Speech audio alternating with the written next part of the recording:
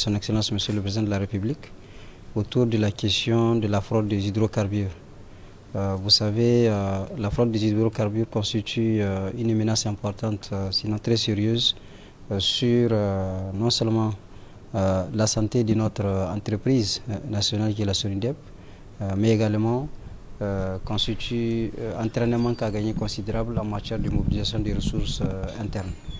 Donc c'est dans ce sens que le Président de la République a convié cette réunion à laquelle a participé son Excellence Monsieur le Premier ministre, ainsi que le ministre de l'Intérieur, le ministre de la Défense, moi-même, le ministre du Pétrole et la ministre de l'Environnement,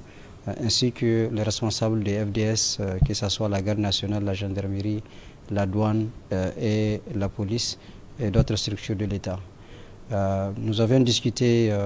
de toute la problématique, que ce soit les sources liées à cette fraude, les sources d'approvisionnement, ainsi que les conséquences que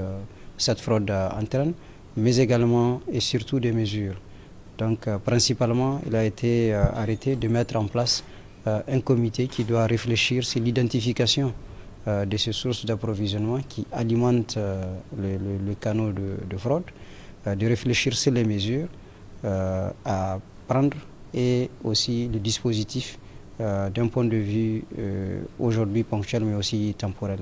Mais d'ores et déjà, certaines mesures doivent être appliquées. C'est surtout au niveau des opérations qui vont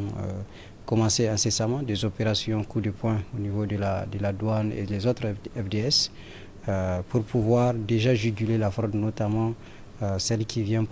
notamment par le canal du Nigeria,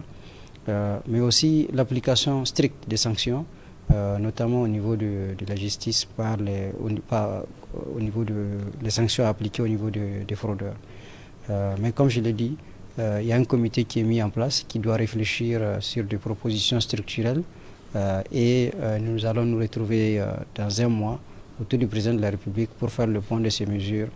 et les perspectives que cette réunion nous offre.